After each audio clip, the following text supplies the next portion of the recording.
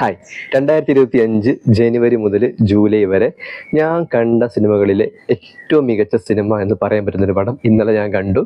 അത് ശ്രീ ഗണേഷ് ഡയറക്റ്റ് ചെയ്ത 3 BHK എന്ന് പറയുന്ന തമിഴ് പടമാണ്. ഒരു വണ്ടർഫുൾ ആയിട്ടുള്ളൊരു പടം. ഈ സിനിമ കണ്ടു കഴിയുമ്പോഴത്തേക്കും നമുക്ക് കിട്ടുന്നൊരു മോട്ടിവേഷൻ ഉണ്ട്. മോട്ടിവേഷൻ മീൻസ് അത് വളരെ ജെന്യുവൻ ആയിട്ടുള്ള മോട്ടിവേഷനാണ്. ഇപ്പോൾ ചില സിനിമകൾ കണ്ടു കഴിഞ്ഞാൽ നമ്മൾ മോട്ടിവേറ്റഡ് ആവും മീൻസ് 100-ൽ 99.99% ആൾക്കാരും ശ്രമിച്ചിട്ട് ഒരു 0.1% ആൾക്കാരൊക്കെ ജയിച്ചു പോകുന്ന ആ ഒരു ടൈപ്പ് ഓഫ് മോട്ടിവേഷൻ ഉണ്ട്. അതായത് വല്ലാണ്ട് ഹാർഡ് വർക്ക് ചെയ്ത് ഈ ലക്ക് ഫാക്ടറും കൂടി അനുഗ്രഹിച്ചു കഴിഞ്ഞാൽ കിട്ടുന്ന ചില കാര്യങ്ങളുണ്ട്. അങ്ങനെ മോട്ടിവേറ്റഡ് ആകാം. പക്ഷേ നമ്മുടെ നാട്ടിലെ ഏറ്റവും സാധാരണക്കാരനായിട്ടുള്ള ആൾക്കാർ വിചാരിച്ചാൽ എന്ത് ചെയ്യാൻ വേണ്ടി പറ്റും, അല്ലെങ്കിൽ അവർക്ക് എങ്ങനെ രക്ഷപ്പെടാം എന്നുള്ളതാണ് ഈ സിനിമ തരുന്ന ഒരു മോട്ടിവേഷൻ. ഇത് കണ്ടു കഴിയുമ്പോഴത്തേക്കും നമുക്ക് കിട്ടുന്നൊരു പോസിറ്റിവിറ്റി ഉണ്ട്. അതായത് നമ്മളൊരു സിനിമ കണ്ടു കഴിയുമ്പോഴത്തേക്കും നമുക്ക് മുന്നോട്ട് പോകാൻ, അതായത് നമ്മളെ ഒന്ന് ഫോഴ്സ് ചെയ്യാൻ, നമുക്ക് എന്തെങ്കിലുമൊക്കെ ആയിത്തീരുന്നുള്ള ഒരു ഹോപ്പ് ഉണ്ടാക്കുന്ന ചില സിനിമകളുണ്ട്. അങ്ങനെയുള്ള സിനിമകൾ നമുക്ക് എപ്പോഴും ഭയങ്കര പോസിറ്റിവിറ്റി തരും. നമുക്ക് ഇടയ്ക്ക് കാണാൻ വേണ്ടി തോന്നും.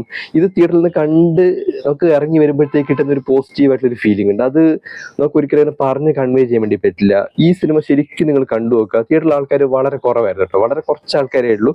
ഒരു ചെറിയ സിനിമയാണ്, പക്ഷേ ഇത് 2 മണിക്കൂർ 20 മിനിറ്റ് കണ്ടു കഴിയുമ്പോഴത്തേക്ക് നമുക്ക് കിട്ടുന്ന ഒരു കാര്യമുണ്ട്. അത് ശരിക്കും ട്രൂലി അതൊരു വല്ലാത്തൊരു മോട്ടിവേഷനാണ്. എനിക്ക് വല്ലാണ്ട് ഇഷ്ടപ്പെട്ടൊരു പടം. ഈ സിനിമയുടെ ശരിക്കുള്ള സ്റ്റോറി 3 BHK എന്ന് പറയുന്നൊരു സ്റ്റോറി ഉണ്ട്, ഷോർട്ട് സ്റ്റോറി ഉണ്ട്. അരവിന്ദ് സച്ചിദാനന്ദമാണ് എഴുതിയിട്ടുള്ളത്. ആ ഷോർട്ട് സ്റ്റോറിയുടെ അഡാപ്ഷനാണ് ഈ സിനിമ എന്ന് പറയുന്നത്. ഈ പടത്തിലെ മെയിൻ ക്യാരക്ടേഴ്സെല്ലാം ചെയ്തിട്ടുള്ളത് നല്ല ആർട്ടിസ്റ്റുകളാണ്. അതായത് ശരത് കുമാർ, സിദ്ധാർത്ഥ്, ദേവയാനി, പിന്നെ മീത രഘുനാഥ് എന്ന് പറയുന്ന ഒരു ആക്ട്രസ് ഈ സിദ്ധാർത്ഥിന്റെ അനിയത്തിയായിട്ട് അഭിനയിച്ചിട്ടുണ്ട്. ഇതൊരു ഫാമിലിയാണ്, അച്ഛനും അമ്മയും 2 കുട്ടികളുള്ള ഒരു family. Middle class family, middle class അല്ല, ലോവർ മിഡിൽ ക്ലാസ് ഫാമിലി. ഈ ലോവർ മിഡിൽ ക്ലാസ് തമ്മിൽ വലിയ വ്യത്യാസമുണ്ട് കേട്ടോ. നമ്മൾ പലപ്പോഴും മിഡിൽ ക്ലാസ് എന്ന് പറയുന്ന ഒരു ഫാമിലി ഒന്നും ശരിക്കും സത്യത്തിൽ മിഡിൽ ക്ലാസ് ഒന്നും അല്ല.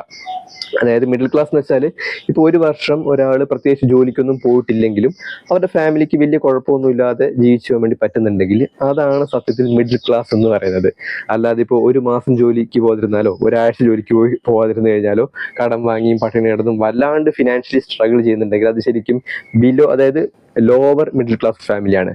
സോ ഈ ഒരു ഫാമിലിയും ലോവർ മിഡിൽ ക്ലാസ്സിൽ വരുന്ന ഒരു ഫാമിലിയാണ്. സിനിമയുടെ ടൈറ്റിൽ പറയുന്നത് പോലെ തന്നെ സ്വന്തമായിട്ടൊരു വീട്, 3 BHK എങ്ങനെയാണല്ലോ, ബെഡ്റൂമും കിച്ചണും ഹോളും, സ്വന്തമായിട്ടൊരു വീട് സ്വന്തമാക്കുക എന്നുള്ളതാണ് ഈ ഒരു ഫാമിലിയുടെ ഏറ്റവും വലിയ ആഗ്രഹം എന്ന് പറയുന്നത്. അത് കേരളത്തിലെ നല്ല ഇന്ത്യയിലെ തന്നെ ഏറ്റവും സാധാരണക്കാരായിട്ടുള്ള ആൾക്കാരുടെ ഏറ്റവും വലിയൊരു ആഗ്രഹമായിരിക്കും.